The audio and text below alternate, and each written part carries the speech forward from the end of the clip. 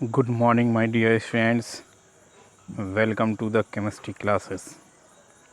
Okay, let's start the exercise number 4. We have finished the chapter number 4 completely.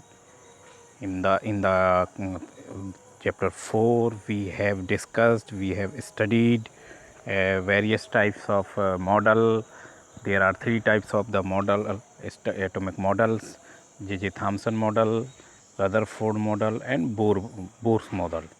Okay, now after then the Bohr principle, distribution of electrons in the various cell of the atoms, and then valency. Okay, yes, valency with atomic number, atomic mass, isobar, and isotopes, etc. These topics are these topics have been finished in the chapter 4. The chapter 4 completely finished. Now exercise: compare the properties of electron, proton, and neutron. Okay, dears, तो see the table. Name of the constituent particle here first column में आपका. Okay, ये and symbol. Now electron symbolized by E, proton symbolized by P, or neutron is symbolized by small n. The absolute charge of electron minus 1.6 into 10 to the power minus 19. Proton has the positive charge just equal to the electron, and neutral जो neutron is the electrically neutral, has the zero charge. Relative charge की बात करें तो -1 for the electron and +1 for the proton and 0 for the proton. Okay, mass KG में 9.1 into 10 to the power 31. For the electron it is negligible, therefore proton is assumed as the massless particle of the atom. Proton has the 1.6 into 10 to the power 27 kg, and neutron is the heaviest particle of the atom.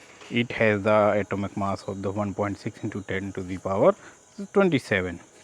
Okay, unit mass की बात करें तो 0.00054, 1.00727 proton, and electron के लिए जो neutron के लिए 1.00876.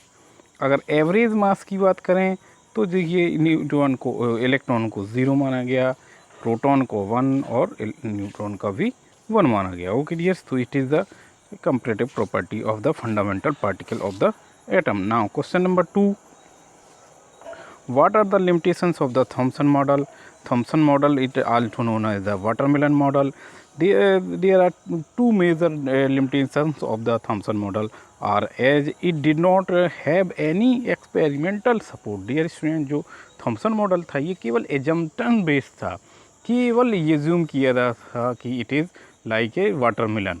Okay, इसका कोई एक्सपेरिमेंटल सपोर्ट नहीं था, और it could not explain the result of the Rutherford experiment. Rutherford experiment के ये एक्सपेरिमेंट को एक्सप्लेन नहीं कर पाए थे. Now question number 3: what are the limitations of Rutherford model? Dear student, Rutherford model has two major limitation, two major drawback. These are: first is the it does not explain the stability of atom.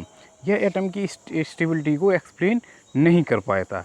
And it second is the it does not explain the electronic configuration और distribution of electron in the cells, different cell. It does not explain by the Rutherford model. Okay dears, तो it is the drawbacks of the Rutherford model. Now question number 6: describe the Bohr model of the atom. Bohr model of atom, dear students, bore model Niels Bohr's in 1913 में इन्होंने एक अपना atomic structure दी थी. It is known as the Bohr model which जो ये Bohr model structure था, ये जो रदरफोर्ड के लिमिटेशन थी उसको ओवरकम करने के लिए इन्होंने अपना एक एटॉमिक स्ट्रक्चर दिया था. There are the following postulates of the Bohr model. First is the electron can move around the nucleus. Electron around the nucleus move करता है in fixed path, in fix circular path. Okay dear, the fixed circular path is known as the orbit, energy level or the cell. The electron do not radiate or emit or absorb the radiation during the revolving in the orbit or in the energy level. ये जब इस energy level में, particular energy level में, fix path में जब ये revolve करता है तो इलेक्ट्रॉन ना तो रेडिएशन को इमिट कर सकता है ना एब्जॉर्ब कर सकता है। ओके डियर्स, ये मतलब अपने आप ऑटोमेटिकली नहीं कर सकता है। ओके, बट अगर सप्लाई की जाएगी तो एब्जॉर्ब करेगा, अगर एनर्जी ली जाएगी तो वो इमिट करेगा। Okay dears, now the orbit, जो ऑर्बिट की बात कर रहे हैं फिक्स्ड पार्टिकल की, the orbit are represented at K, L, M, N and so on. they are numbered as 1 2 3 4 and so on. The 1 2 3 is known as the principal quantum number. First orbit को k दिया गया, it is nucleus part होता है dear student, ये nucleus part है जो positive charge part होता है। इसमें इस न्यूक्लियस में प्रोटॉन और न्यूट्रॉन होता है। जो कंप्लीट मास होता है एक एटम का वो न्यूक्लियस में ही कंसाइड होता है। ओके डियर्स, इसके और अराउंड ये सेल्स होती हैं, एनर्जी लेवल्स होती हैं, ऑर्बिट्स होती हैं जिसमें इलेक्ट्रॉन रिवॉल्व करता है। जो नियरेस्ट आपकी सेल होती है it is known as the first cell और के सेल। सेकेंड जो नियरेस्ट होती है वो L cell, M cell, N cell etcetera, 1 2 3 4। Okay dears, तो it is the Bohr model. तो ये आपके क्वेश्चन नंबर 4 कवर्ड हुए हैं आज। नेक्स्ट डे में आप हमको नेक्स्ट क्वेश्चन हम कवर करवाएंगे। Okay dears, thank you, have a nice day.